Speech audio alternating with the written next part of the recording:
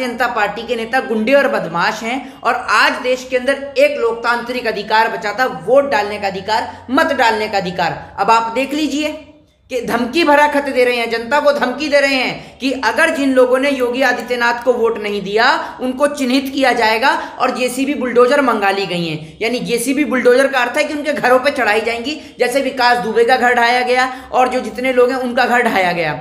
आप एक बात बताइए, आप कहाँ हैं टी राजा जी? हम नहीं देते योगी जी को वोट ना। नमस्कार दोस्तों, एक बार फिर से हम आ गए हैं सामाजिक कार्यकर्ता मोहित शर्मा के पास और आज हम जानना चाहेंगे कि जिस तरह से उत्तर प्रदेश में चुनाव जो है वो अपने अगले पड़ाव में लगातार बढ़ते जा रहा है, वैसे वैसे राजनेताओं के बयान भी लगातार सामने आ रहे हैं। इस चुनाव को कहीं ना कहीं धार्मिक ध्रुवीकरण की कोशिश भी हो रही है। ताज़ा बयान जो है वो भाजपा के एक विधायक टी राजा सिंह का आया है, जिसमें वो कहते हुए नज़र आ रहे हैं कि जो लोग योगी आदित्यनाथ को वोट नहीं कर रहे हैं उन्हें चिन्हित कर लिया जाएगा और बाद में उनसे उनका हिसाब मांगा जाएगा, क्योंकि योगी आदित्यनाथ ने जेसीबी मशीन जो है मंगवा ली है। इसके ऊपर सामाजिक कार्यकर्ता मोहित शर्मा क्या अपनी प्रतिक्रिया देना चाहते हैं, आइए उनसे जानते हैं। देखिए, प्रतिक्रिया इसमें कुछ नहीं देनी है। मैं आपको बता दूं, एक अध्यापक होता है तो अध्यापक बच्चों को पढ़ाना सिखाता है, एक चोर होता है वो चोरी करना सिखाता है। और ये भारतीय जनता पार्टी के नेता गुंडे और बदमाश हैं और आज देश के अंदर एक लोकतांत्रिक अधिकार बचा था, वोट डालने का अधिकार, मत डालने का अधिकार। अब आप देख लीजिए कि धमकी भरा खत दे रहे हैं, जनता को धमकी दे रहे हैं कि अगर जिन लोगों ने योगी आदित्यनाथ को वोट नहीं दिया उनको चिन्हित किया जाएगा और जेसीबी बुलडोजर मंगा ली गई हैं। यानी जेसीबी बुलडोजर का अर्थ है कि उनके घरों पे चढ़ाई जाएंगी, जैसे विकास दुबे का घर ढाया गया और जो जितने लोग हैं उनका घर ढाया गया। आप एक बात बताइए, आप कहाँ हैं टी राजा जी? हम नहीं देते योगी जी को वोट ना, हम योगी जी को बोल रहे हैं। आप ये बताइए मुझे कि आप हमारे घर पे जेसीबी गिरवाएंगे? क्यों गिरवाएंगे आप हमारे घर पे जेसीबी? आपने बनवाया है। इस देश के अंदर नेता, मंत्री और सांसद, वो आप ये देखिए जब चुनाव लड़ते हैं तब उनके पास में छोटी सी संपत्ति होती है, जीतते ही लाखों करोड़ों और खरबों के मालिक हो जाते हैं, तो संपत्ति उनकी ढाई जानी चाहिए, ना कि इस देश की गरीब जनता की। और इस देश के लोकतंत्र में ये लीगल राइट है कि कोई भी व्यक्ति किसी भी व्यक्ति को वोट दे सकता है। अब वो किसी टी राजा के कहने पे या डी राजा के कहने पे वोट नहीं देगा, वो अपनी मर्जी से वोट देगा। और आप होते कौन है?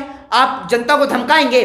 जनता को धमकाना चाहिए और ऐसे व्यक्ति की जो है तुरंत इनकी जो एमएलए की सदस्यता है उसको रद्द किया जाना चाहिए। और सरकार अगर इन पे कार्रवाई नहीं करेगी तो आप समझ लीजिए कि सरकार गुंडे बदमाशों की सरकार है और सरकार अब लोगों को प्यार से नहीं, डरा और धमका के वोट लेना चाहती है। आप इतना बोल रहे हैं, कहीं ऐसा ना हो कि बुलडोजर जो है आपके घर के पास पहुंच जाए? हमारे घर के बाहर बुलडोजर पहुंचवा के क्या करेंगे बताइए ना?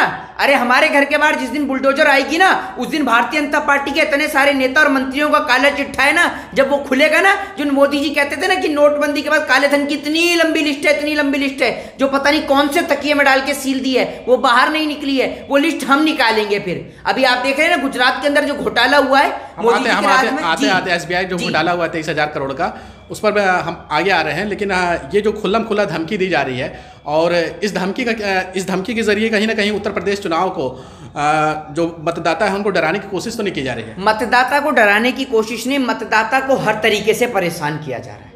आप ये बात समझ लीजिए कि पहले हिंदू और मुस्लिम करने की कोशिश की गई, वो यहाँ पर कामयाब नहीं हुआ। मंदिर और मस्जिद करने की गई, जो आपने मथुरा और काशी के अंदर देखा, वो कामयाब नहीं हुआ। उसके बाद आपने देखा हिजाब को लाया गया, वो कामयाब नहीं हो पाया, क्योंकि जनता जो है अब समझ रही है जिन्ना को भी लाया गया। जी, दंगे और फसाद अब इस चुनाव में नहीं चलेंगे, तो इन्होंने हर तरीके की कोशिश कर ली। तो अब इनके पास में क्या है? लास्ट औजार यही है कि भैया कनपटे पे तान के बंदूक ले लो भैया वोट, ये वही वाला हिसाब कर रहे हैं। तो ये जनता को डरा और धमका के वोट लेना चाह रहे हैं, लेकिन जनता बहुत समझदार और माइंडेड जनता है।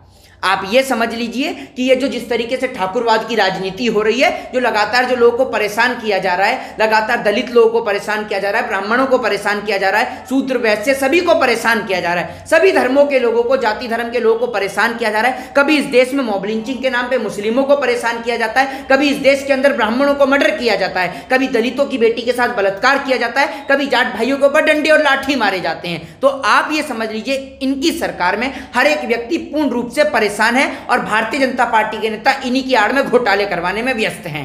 भारतीय जनता पार्टी के एक और बीजेपी के एक नेता है जो कहते हैं कि अगर मैं चुनाव जीत कर आया तो मुस्लिम तिलक लगाने लगेंगे। भैया आप एक बात मुझे बताइए कि मुस्लिम तिलक लगाए चाहे टोपी पहने, आपको उससे फर्क क्या है? आपको पंडित बनाया गया, मौलाना बनाया गया, या आपको विधायक बनाया गया है? आप ये बताइए ना। अरे मैंने तिलक लगा रखा है, कल को अगर कोई मुस्लिम विधायक इस बात को बोले कि हम जीतेंगे तो सारे हिंदू टोपी लगाने लगेंगे, तो ये गलत बयान है, सांप्रदायिक बयान है। चाहे ये बयान एक हिंदू दे, चाहे एक बयान ये मुस्लिम दे, चाहे सिख दे, चाहे ईसाई दे, मैं इसका घोर विरोध करता हूं, सीधी सी बात है। और ऐसे एमएलए के और विधायकों के ऊपर अगर सरकार कार्रवाई नहीं करती है तो आप समझ लीजिए कि सरकार इन लोगों को पूरा श्रेय दे रही है। और अगर कहीं पे भी सांप्रदायिक हिंसा या दंगे होती है तो सबसे पहले विधायकों को उठा के जेल में डाला जाना चाहिए। अब हम आते हैं अगले सवाल के ऊपर कि आपने घोटाला की बात की है, जो अभी ताज़ा घोटाला सामने आया है और एसबीआई घोटाला है, जो करीब 23,000 करोड़ का ये घोटाला है। इसको आप किस तरह से देख रहे हैं? ये घोटाले हुए हैं और इसमें जो जांच में अभी आगे सामने आएगा वो तो देखा जाएगा, आप इसको किस नज़रिए से देख रहे हैं? ये घोटाला भारत देश के सबसे पवित्र राज्य स्मार्ट सिटी गुजरात में से हुआ है, जिसका मोदी जी गुजरात मॉडल की लगातार दावा करते हैं। देख लीजिए गुजरात मॉडल के कैसे भगोड़े ले लेके पैसा भाग रहे हैं। ये पैसा किसका गया है? ये पैसा गरीब जनता का गया है। और चौकीदार साहब कहाँ सो रहे थे? अरे बड़े स्टेटस लगा रहे थे चौकीदार के लोग, अब सारे चौकीदार सो गए जब भगोड़े भागे। विजय माल्या के टाइम पे भी चौकीदार सोता रहा, ठीक है ना। उसके बाद में नीरव मोदी के टाइम पे भी चौकीदार सोता रहा, मेहुल चौकसी के टाइम पे भी चौकीदार सोता रहा। कम से कम अब तो जाग जाता चौकीदार। भैया अब तो चौकीदार के हाथ में पावर भी थी, अब चौकीदार ने उस पावर का इस्तेमाल क्यों नहीं किया? क्योंकि जब चौकीदार ही मिला हो इस सारे के सारे षड्यंत्र में, तो भैया एक बात बताइए, वो चौकीदार पकड़ेगा क्यों? आपने एक एडवर्टाइजमेंट देखा होगा जिसमें वो बैंक को लूटने के लिए चौकीदार ही आता है, और जैसी चौकीदार को आवाज लगाई जाती है चौकीदार आ जाता है। तो भैया जब बैंक लूटने में खुद ही चौकीदार का हाथ हो तो चौकीदार कहां से लोगों को पकड़ेगा? आप चौकीदार बोल रहे हैं, इशारा किसकी तरफ है आपका? ये चौकीदार जिसकी तरफ इशारा है, जो अपने आप को चौकीदार बन रहे थे, जो चौकीदारी करने में व्यस्त थे, उन्हीं की तरफ इशारा है। नाम लेने की जरूरत नहीं है। जिन्हों को चौकीदार जो बन रहे थे, जिन्होंने चौकीदार बनने का ठेका लिया था, उन चौकीदारों की तरफ निशाना है। बाकी जो हमारे देश के जो चौकीदार हैं, जो बेचारे सिक्योरिटी गार्ड है, जो मेहनत और मजदूरी करते हैं, उनका इससे कोई ताल्लुकात नहीं। तो बेचारे मेहनत मजदूरी करते हैं, उनको तनख्वाह भी नहीं मिलती है। जी, योगी आदित्यनाथ जी का भी एक बयान जो है काफ़ी ज़्यादा वायरल हो रहा है। वो कह रहे हैं कि हम इस देश में शरिया कानून जो है वो लागू नहीं होने देंगे, ये देश जो है संविधान से चलेगा, और जो लोग गजवाई हिंद का सपना देख रहे हैं उनका सपना जो है कयामत तक पूरा नहीं होगा। कौन देख रहा है सपना?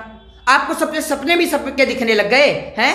आपको सबके सपने दिख गए? बताइए ना, कौन देख रहा है सपना? सब सपना ये देख रहे हैं कि कैसे हिंदुस्तान की जो भूमि को चाइना ने कैप्चर किया है वो वापस आए। अब तो 56 इंच वाले भी खड़े हुए हैं, तब भी वापस नहीं आ रहा। लोग सपना ये देखते हैं कि हमारे मुल्क में अमन चैन शांति कैसे कायम हो। लोग सपने ये देखते हैं कि कैसे डेवलपमेंट, एजुकेशन और हेल्थ पे बात की जाए। लोग इस बात के सपने नहीं देखते। अब योगी जी लोगों के सपने भी पढ़ने लग गए तो क्या कर सकते हैं? कुछ ज्यादा ही अंतर्यामी हो रहे हैं क्या योगी जी? कहां से पढ़ रहे हैं सपने? सपने लोग देखते हैं देश के अंदर अमन चैनती और शांति और प्रेम के। आप नहीं देखते पत्रकार ये सपना कि देश में शांति रहे? बताइए, देखते हैं नहीं देखते हैं? सभी देखते हैं। भारत देश में रहने वाली 133 करोड़ जनता यही सपना देखती है और सोचती है रात में सोते वक्त कि हे ईश्वर, अगर मंदिर में जाती है और मस्जिद में जाती है तो बोलती है कि हे ईश्वर, ए अल्लाह, मेरे घर में, मेरे वतन में शांति रहे, अमन रहे, मेरे देश में शांति रहे, मेरे देश के सभी लोग सुख शांति समृद्धि के साथ में रहें। यही दुआ मांगते हैं, यही वो मंदिर के अंदर मांगते हैं। ये कोई नहीं कहता कि हमारे देश के अंदर लड़ाई हो, दंगे हो, फसाद हो।